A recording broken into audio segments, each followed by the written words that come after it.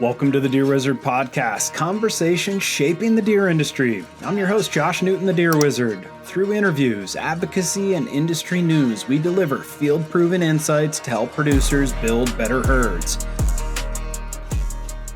Ladies and gentlemen, welcome back to another episode of the Deer Wizard Podcast. If you're watching on YouTube, thank you. We appreciate you. If you're listening on the podcast, that's awesome. We are working on getting everything set up. We'll be on Apple, Spotify, iHeart, Amazon, Google, wherever you listen to your podcasts. We will be there. So on today's episode, I was just out shuffling some animals around. It's just after Christmas here. I hope everybody had a nice Christmas. And I was thinking about, like I was shuffling some buck fawns into a new pasture. Now that we're kind of post-breeding, put them in a place where they'll be for the rest of, this coming spring and summer. Shuffled a group of does and a breeder buck over into a new pen, and was just thinking about like getting animals moved around. So I wanted to just kind of work through, a bunch of different items here on winter health and feeding and animal movements and kind of how we were approaching some of the things that we were doing. So we'll kind of work through how I'm looking at some of those items, and hopefully you can find it. You can find it informative. One of the things I do want to mention, if you have not listened to any of my previous shows before, I am in north central Pennsylvania. And so, it's cold. We got snow on the ground. And I understand that there is, some pretty significant different weather patterns depending on where you are in the country. So my perspective specifically comes from, a northern state. And so maybe some of the timing, maybe some of the things that we do or implement here are not quite suited for, where you're at, but they can be adapted. They can be tweaked. I'll give you one example, right? So I'm scrolling through the socials here, and I see a bunch of peanut hay for sale, right? I'm thinking to myself, wouldn't that be cool? Now, can I get peanut hay here where I am? Yes. One of the great advantages is if you're in the South, it's just a much closer product to where you are, right? And so I'd love to have that variety where, I could feed that. And again, I could get it shipped up here. But, if you're in the southern states, like it's a no-brainer to have some of that, right? I know a ton of guys that feed peanut hay. That sounds great. And I think that diversity of forage for them in the winter is a really great idea. But that was just one thing. Like we get alfalfa trucked in, and that's kind of our main, feed stuff that we use. Obviously we have our grain pellet mix, and that gets fed year round. We have two different versions of that. We have a winter blend and a summer blend, and we'll get into maybe some of the specifics of that and how do we utilize one over the other when we do our changing from formula to formula, why we do it, et cetera, but not for this show. And so just again, keep that in mind. Like these are the things that we use here. I think people across the North and the kind of Midwest, upper Midwest, et cetera, probably very similar. If you're in South Texas, here's another great example. I'm scrolling through socials, and I see people they got their flowers are blooming, and I'm thinking to myself, like, I look outside and it's dark, it's gray, everything is just dormant and dead. there's no life, right? And that's just the reality of winter here in the north. So um, when we look at the kind of winter season, fall winter season, that really begins for us. I guess as we transition stockers out for our stocking program, and prior to breeding, and so there's a couple kind of key principles that are important to us that we try to follow, and we continue to make adjustments and change, but these ring true pretty much regardless of where you are. And those are making sure that you do not have too many animals on any one particular piece of ground, right? So pen density.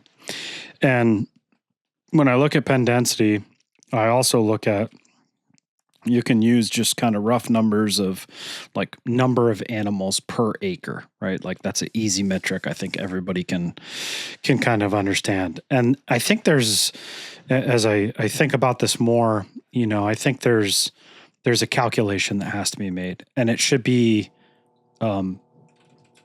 pounds of acre or pounds of acres. It should be pounds of animals per acre, right? And so I look at my doe herd here, and like my does are bigger than the does in the south, right? So if we put, let's just say we put 5 does in an acre, my 5 does might average in at 170 pounds, and someone else's might average in at 130 pounds. And so basically, if you totaled up the difference, there's a whole nother animal that is much lower, on the total number of animals there. So it's important, like I would have 5, and as far as pounds, and like you could run 6, right? And you're saying, man, that's kind of nitpicky, isn't it? Maybe, but when you're running your calculation on how many animals you can put on a specific piece of ground, I think those pounds matter. We're trying to maximize the space that we have, the acreage that we have, the ground that we have. And when it comes to animal health, like for us, the calculation is almost always measured through fawn health. And that would be like, how many fawns do we want to wean? What is the percentage of fawns born to fawns weaned? And then, the other metric would be how many animals can we get to 1 year of age, and how many animals can we get to 2 years of age, and so like that's a mortality measurement. And then you have a morbidity measurement. The morbidity measurement is how many times do I have to treat an animal, right? And this is again across a herd or a pasture or whatever that is. And then couple that with the mortality measurement. And so you may have a really, really low mortality, all right, and a high morbidity. And so your morbidity is that treatment rate. So how many animals am I treating? If you have to treat every animal, maybe you're okay with that. I personally don't want to do that. I want to make sure that I'm ensuring health, right? Health, we're using that in air quotes. It's a big term, but health generally, we want to make sure that's as good as it can be so we can get the performance out of these guys. So what is the calculation? There's not like a firm number, but 10% is a good rule. If I can take, if I have 100 fawns that are born, this will include, acts of God, stillborns, sickness, etc. If I can wean 90% of those fawns, like that's a good year, right? If we can get below that, even better. So, when we look at those metrics, that has to be part of that calculation. And again, I think that's a whole separate show. I'm just trying to hit some big points here, and we're gonna have lots of stuff to talk about over the coming months and years on the Deer Wizard podcast. So all that health preparation for winter, it starts, weaning time, and weanings, everybody's schedule is a little different. Some people prefer to wean early, some people prefer to wean later, but it's all prior to breeding. And so the general rule of thumb is keep animal numbers low, right? Keep your generally your pen density low. Make sure that you are doing fecal analysis for, your parasites. The parasite load is different for everybody. Everybody combats different types of parasites. So doing fecal analysis is really important. Everybody's ground's a little bit different. There's lots of variations in soil, and it's important to understand those. So having a worming program of some kind, that doesn't mean just giving wormer, but having a worming program where you're doing those diagnostics is super important. Making sure that you're using a vaccine or multiple vaccines for the problems that you've identified before. And so the vaccine that we use is a custom vaccine. It's one that we sell, and it has coverage for a ton of different major bacteria that we commonly find in white-tailed deer and elk. And as you kind of continually work through your farm, it's important to get those diagnostics done so you can identify what those bacteria are. The common ones are your Clostridials, and there's A, C, D. Those seem to be the most common that we contend with. Then you have your E. coli's. There's literally hundreds of different E. coli strains. Excuse me. And so identifying those, doing a antibiotic susceptibility on those. And then you have your bacteria that are commonly found in, abscesses. A lot of those are going to be, there's two primary ones, Fusobacterium and Trupperella pyogenes. Excuse me, got the coughs today. And then you have your pneumonia strains. And the primary pneumonia strains are going to be your Mycoplasmas, your Pasteurellas, Biebersteinia. You can also find we've cultured tons and tons of Trupperella and Fusobacterium in the lungs, again for another show. But understanding and knowing those different bacteria is really important. Having the antibiotic susceptibility test done on those, so you have a starting point for treatment when they do arrive, and then again having a preventative program in place, a vaccine program, and that could be a combination of commercial products, custom products, or just like really, really low density with lots of space. That's going to be super helpful. So, that's kind of the basics of the first two kind of foundations of good animal health. The third's going to be nutrition. We try to keep nutrition, simple, right? There's a lot of work that goes into building the nutritional program out, but as far as its application, we want it to be as simple as we can. And so we have a textured feed that we use. It's got a pellet, a concentrated pellet. That's where all the good stuff is. And then there's a mixture of a few different grains. It's simple. It's 4 grains. It's corn, soybean, oats, and barley. And that's it, right? We've pulled and I'd love to feed it, but I don't want to feed birds. I really like black oil sunflower seeds, and the deer love them. They're good for them. The birds just trash feeders when you have those in, and I don't have time to sit out there and just pop birds all day. And anyway, so that's the basics of the, we'll call it hard feed, grain, hard feed, whatever. And then we have we try to feed high quality Western hay. And that's it. Those are the, obviously we have pastures. Not everybody has pasture. There's folks in the South that just stuff doesn't grow. I live in a real arid environment or out in the upper Midwest, if you're getting into, some of the Dakotas, it's just hard to grow stuff. But if you're in, relatively fertile type ground like Pennsylvania, Ohio, up into the Northeast, across the Midwest and South, and you can grow your various forbs and legumes and your grasses and stuff. Like, you should definitely do that. Deer do really, really well with those things. Having them, basically in a dirt pasture, if at all possible. It's not the best. There's certainly tons of great deer that are growing on that, but if that's not your environment, then keep your numbers low enough that you can grow those things, and you're keeping your bacteria load down. So I know I'm kind of all over the place. We're just covering some big topic issues.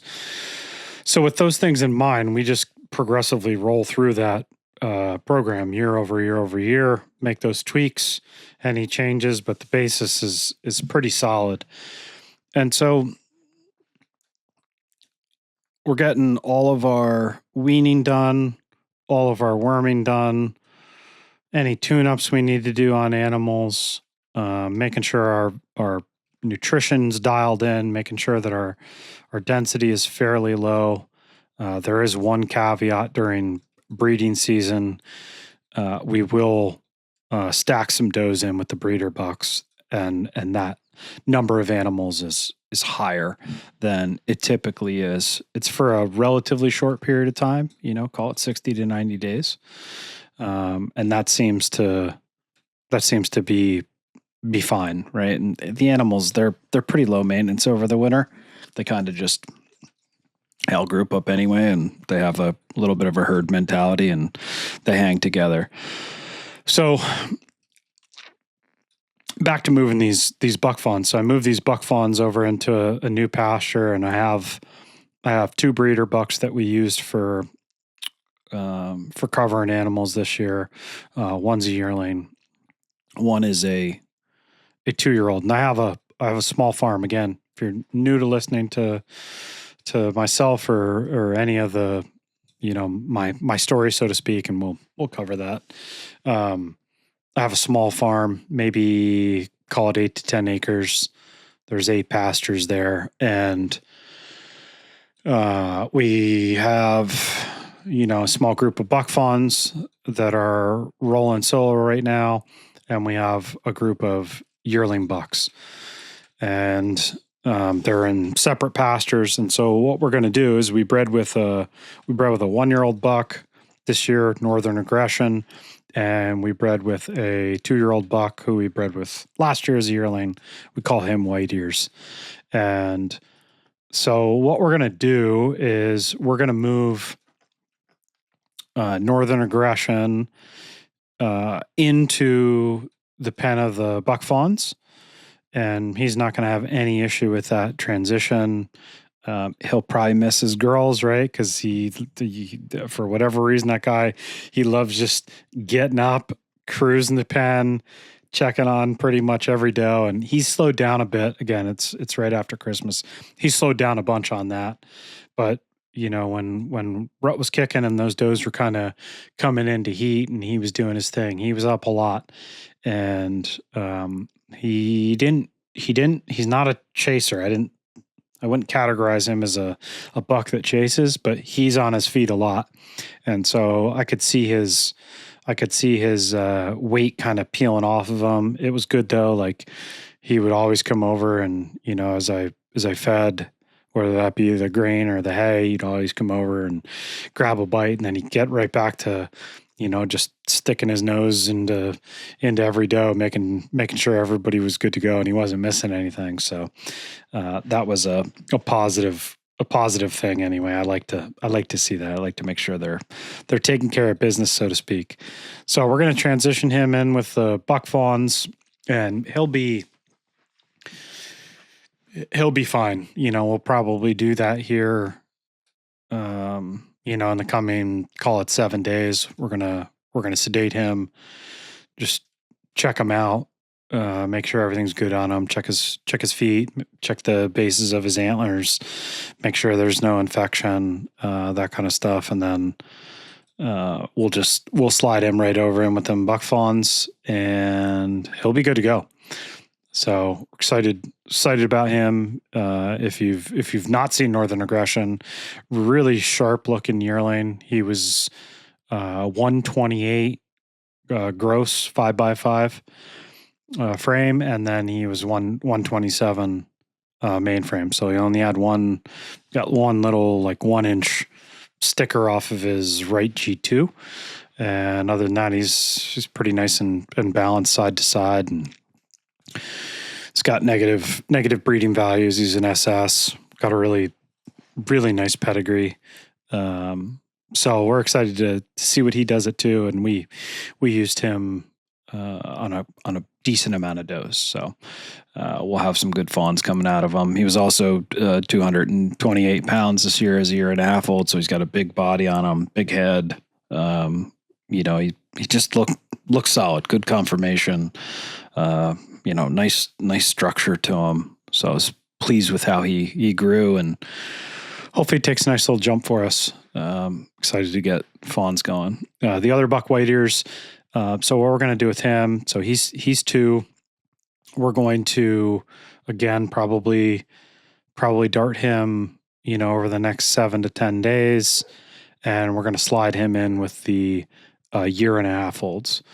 So I have like a, we call it pen 3. I have pen 3, and that's where all the year and a half olds are. And they're still working each other pretty good. So if you've seen a bachelor group work through the rut with no does in there, they just kind of dog each other, and they're starting to settle a little bit, but they're still working each other over.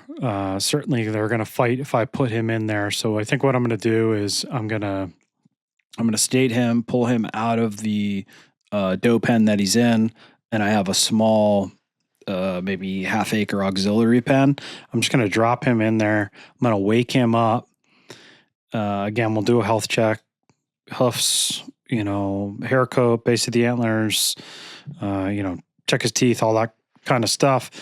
We'll wake him up in there. We'll give him an hour to just kind of wake up, get his bearings, and then we'll just open the gates, and I can shift him right into that pen, and he'll be awake. He won't be coming out of sedation, and give him a little bit better chance to, defend his honor, so to speak. And I think he'll scrap it up with a couple of those yearlings, and hopefully nobody breaks an antler out of their head.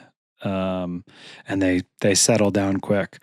Now the other options are just leaving those bucks in those pens with those does, and letting the bucks hang, all through fawning season, and that's not a bad option. So like we've done that with Roman, and no issues there. Now I probably would not do that with a year and a half old. That's just my personal preference. If you have some older, bigger does, even if they're not bigger, they get real aggressive around fawning time, and you just don't want that buck stressed out. So ideally, I'd prefer to grow them in the bachelor pen. I like taking them out. I don't like the transition back into the bachelor pen, but that's just part of, kind of working through these different calculations, right? Everything's kind of a risk. And so, I don't think white ears would have any issues. But I would say like your younger bucks, especially those year and a half olds, I wouldn't keep them in there. You can, I'm sure a lot of guys have, but it's not my preference.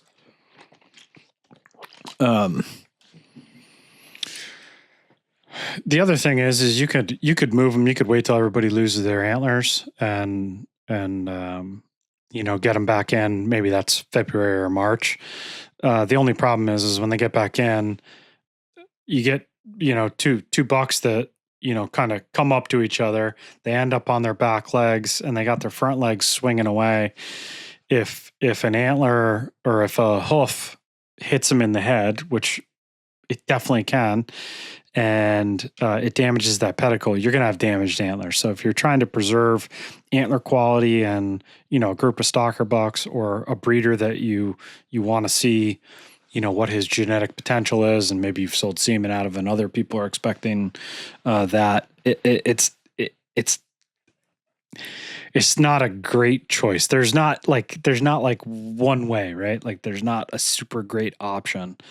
But we like the kind of early transition early, this time of year. So December, January. The other part is if you don't take those bucks out, they end up breeding the later does, or if you have doe fawns in there, and you end up with August babies, which for where I'm at is not preferable. I really don't want kind of, July 4th week. Like that's the latest I really like fawns. And I prefer them all in May and June, if possible. So, yeah, as I was shifting some animals around, I just kind of thought I'd share, the movement of some breeder bucks out and kind of working on those health related issues. So yeah, I guess I'll stop there. I could probably rant for a long time, but I wanted to get with you guys, and I have it in my notes here. My goal for 2026 is to bring you guys one show a week for the remainder of 2026. So hopefully you enjoyed these and you're sticking along. Make sure if you're watching on YouTube, you hit that subscribe button, save these in your, your Apple Podcasts, your Spotify, or whatever you're working on. And as always, stay tuned for another episode of the Deer Wizard Podcast.